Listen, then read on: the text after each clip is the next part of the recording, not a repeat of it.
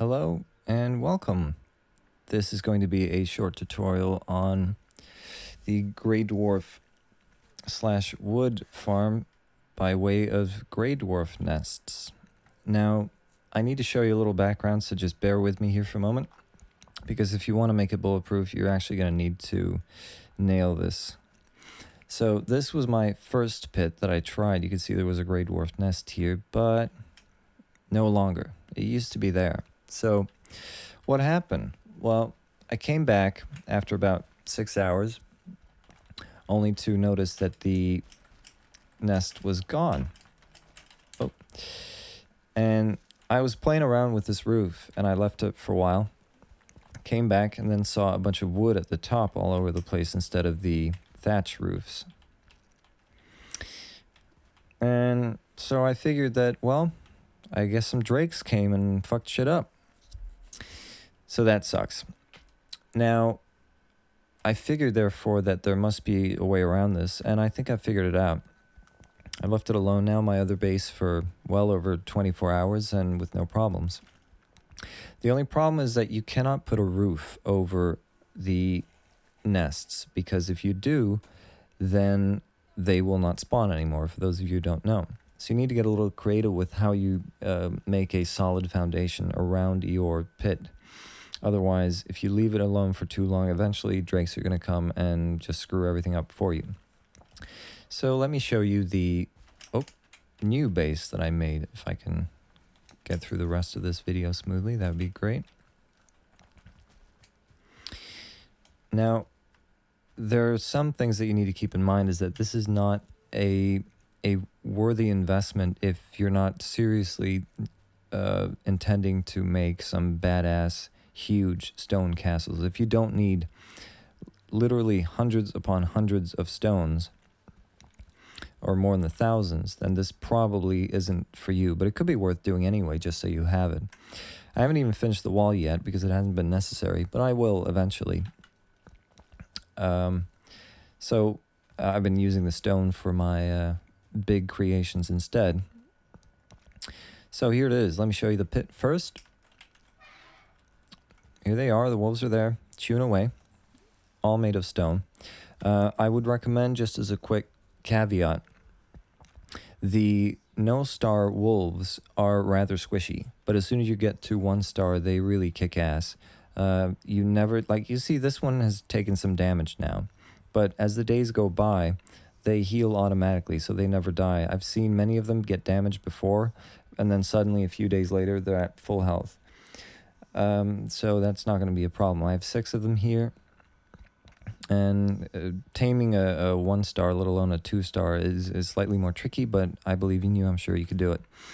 The foundation here used to be just pure stone, but I had to switch that around because due to the fact that it's so tight, the damage that's being dealt between the wolves and the Greydwarves actually makes this foundation take damage. So, but it doesn't matter. So, and also there's another reason for this wall being much better than actually just making it out of stone, which is that if some creatures were to come into your pit for whatever reason,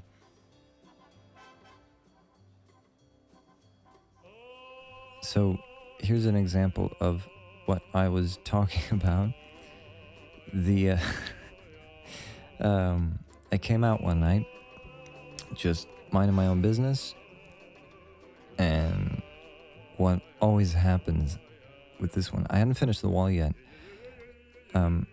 They just wind up here for some reason. So they actually, I don't know, maybe they actually spawn there, pretty close to it. I'm not sure yet, but whatever's going on, you know, it hasn't been a problem. But so just the sooner you finish the wall, the better. So yeah, let's see if I can actually do this. Okay. All right. Anyways, back to the topic at hand. They will just give up pursuit. They will not try to reach your wolves anymore because they just bug out. They just will not go for it. So you can get creative in your own way. Obviously, you don't have to do it with a gate and everything. It's completely up to you, but it's fundamental that the foundation is more or less this way. So here's my little bunker. You know, just a bunker, nothing special. And here I can literally just sit and go AFK, go have dinner, go to sleep, go out and party, come back the next day. No problem at all. The only thing that you have to make sure that you do is that once you do return, you just have to do a quick, you know, rendezvous with the foundations and the walls in general. Just hover it over with your mouse. Just give it a quick check, see if everything's good. And they're really shit. If you're going for this kind of size, like there's nothing that can come in, especially if you dig a sort of surrounding pit around the wall too. It's just going to be badass. It is completely bulletproof. Now you need to, pay attention at first because obviously your farm is not going to look exactly like this. I'd be really impressed if you could replicate it. But I'm sure that there are a lot more creative people out there playing Valheim than me. This is really basic.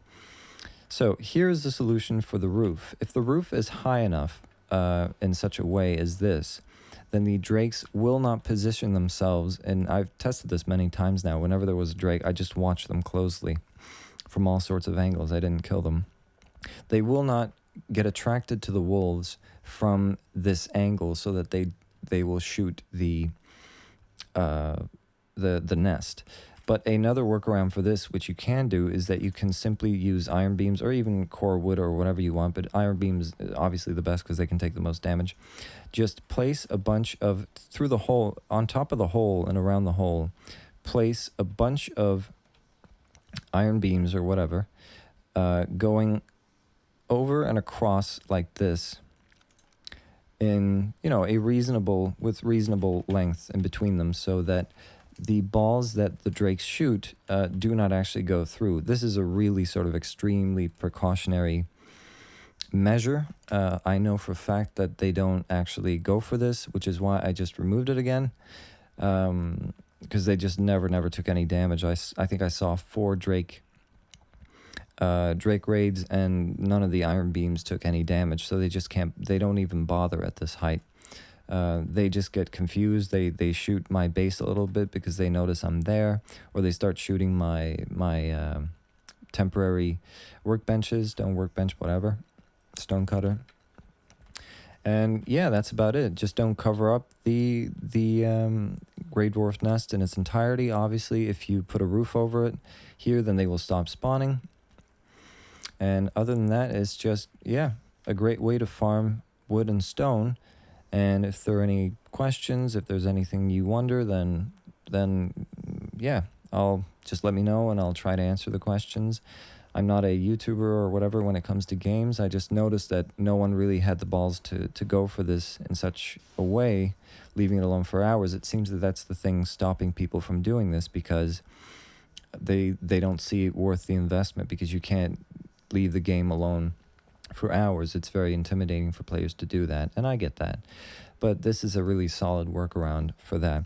Now, a word of caution, I suspect, I'm pretty sure that the developers are going to nerf this eventually.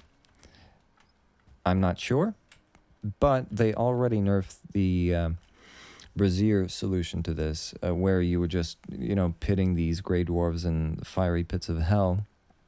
They nerfed it so that the braziers take damage, or the furnace or whatever that you put down there take damage whenever it deals damage. So it's a lot more unreliable in that sense, and also you have to go and repair shit over and over and over again. Wolves are much better. So yeah, I hope you enjoyed it and that it works out, and yeah, get in touch if there's anything. See ya.